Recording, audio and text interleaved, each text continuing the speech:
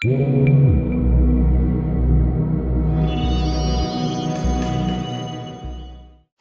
up, Overlanders? In this video we're doing a rig tour of my 4th gen 4Runner. It's a 2006 Sport Edition. As requested on YouTube, people were asking about tires, wheels, suspension, light bar, tent, all that stuff, so let's get started. Over here we have, I have BF Goodrich all-terrain KO2s. These are 31-inch tires, so they're not huge, but they're perfect for me, great for fuel economy as far as all-terrain is concerned, low road noise. We have Pro Comp 89 series wheels. They're 17-inch. For suspension, I actually have stock suspension, but with the lift and level kit from Daystar. So that's a 2.5-inch spacer up front and 1.5 inches out back, and that's been really great for me. It's a comfortable ride. I haven't been limited by it yet, so let's move on to my 4x Innovations rock sliders. Now these are great because they're affordable, they're strong, they do a good job, but the only thing I have to say is they're a little bit short, but that's okay if you're not doing crazy rock crawling. You know, I wanted it for a little bit of extra protection and also for a jack point with a high lift jack. So, and I have these, they come in bare steel, bare metal, and so I have mine, I primed them, painted them black, and then put a top coat of bed liner, just Rust-Oleum basic stuff, and that's done a really great job. And I wanted to do bed liner on the top so it's not quite as slippery when it's wet. It gives it a little bit of texture. Up here we have my DIY roof rack. This is steel. It was, I don't know, 200 bucks with powder coating and everything. My dad can weld, so he helped me with it. Up above we have the awning. If you're familiar with our videos, then you'll probably have seen the build video and tour of this. It's roughly $100 for all the parts, pieces, everything. All you need is a drill and some nuts and bolts. And let's come around the front here. So over here up front, I bought black headlights with halos in it because it looks cool, and somebody told me it adds 5 horsepower or torque, whichever you prefer. So I chose torque, of course. I have the DDM Tuning HID. They're 35 watt, 5500 Kelvin headlights, stock bulbs in the low and the high beams. And down here we have Amazon LED pods. These are about $12, and I've had them in here for 8 months. No issues. They work great. They're nice and bright. I point them down a little bit so that they don't blind other drivers. Try to be courteous. And up here we have my light bar. Hello, Sarah. Say hi. Okay, you're standing in my pee. Bomb.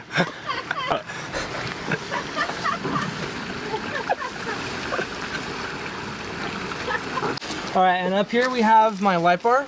This is a 32-inch Life Slim. It's got 1 row of LEDs. I get a little bit of smack from other people about it because it's a little small, but it's bright, and it was 50 bucks plus, you know, another 15, 20 for wire harness and the mounts to put it on my rack. This basket here that everything's mounted on is a Rolla Vortex version 2. And I have the extension on it, so it's just about full length. And up here I have the Expo recovery trucks, about 80 bucks on eBay. I read a lot of great reviews and saw a couple videos on YouTube about them. As long as you don't spin your tires on them, they're gonna do a great job and hold themselves together. And I mean, Max Tracks, any of them, if you spin your tires, you're gonna burn it off anyway, but these are supposed to do great. This is the Smitty built high lift jack. This is a great jack. It's real heavy duty. It's about 60, 80 bucks on Amazon, depending on when you're looking at it. Solid jack. I think it's a 54 inches. So this is my roof tent. This is a homemade roof tent. I built the platform, my mom helped me sew it together. This was nothing but parts from Home Depot and some fabric ordered online. So come check it out.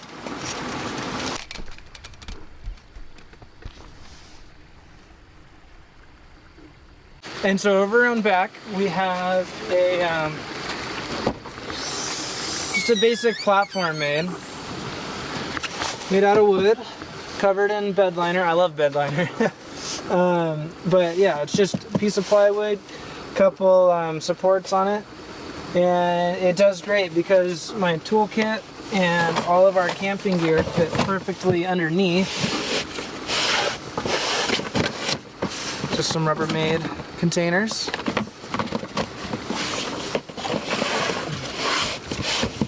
And I decided to go with this platform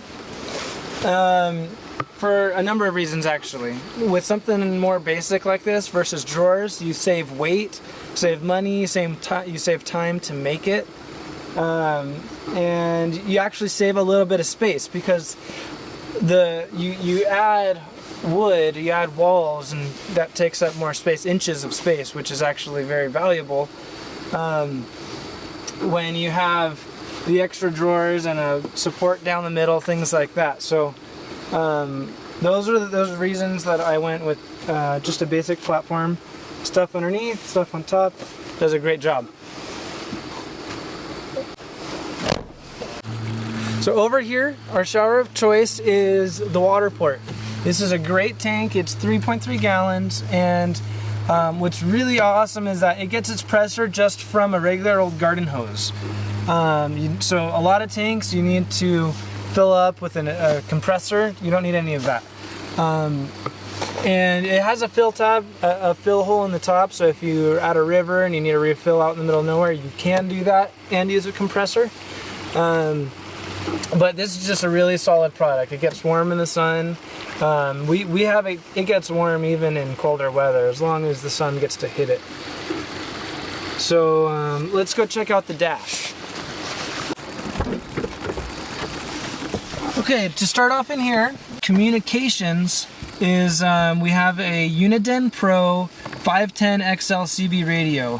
It's an affordable radio. It pairs great with the Little Will magnet antenna, and I've had absolutely zero issues with it. It's just a real solid radio. So, and up here we have the Kenwood DNX 893S. It's kind of an expensive head unit, but it has a great nav system. It pairs beautifully with any Bluetooth phone, and it's just a solid radio. My favorite thing about it is the ability to save coordinates. Anywhere you go, you can just hit save. It makes it super easy in the nav section.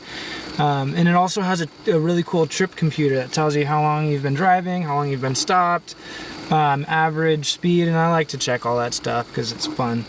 And it also, something that's really cool about it is some of these radios have a tilt that tilts forward like that. This one also has a reverse tilt, which kind of helps with glare sometimes. So great radio, a little expensive, but I also have the Maestro module in here that you can program your own custom steering wheel controls.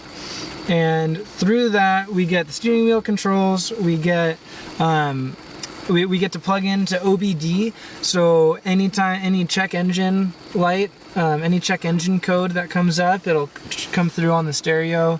We get all the specific tire pressures, which is really awesome on the trails. We'll know right away if there's a flat or running low on a tire, anything like that. So overall, great head unit. Okay, now if you look up, I've replaced all of the lights with LEDs, and you know, it was pretty dim in here with the old, the basic halogen or incandescent lights that were in here. And this is the P-Friend kit, which is great. It's a little bit bright on some of these bulbs, but they're, I think it's $50 and you get a kit. It does all the door lights and everything that you need. And even for my Sport Edition came with a couple extra lights. If you have a limited edition, then you probably have a use for those, because I know there's lights that go other places. So let's take a look at the fridge.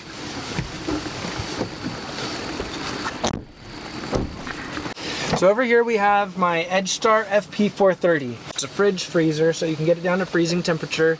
I keep it around 37 degrees, just so I don't kill the battery, and it works perfect. I haven't had a dead battery yet.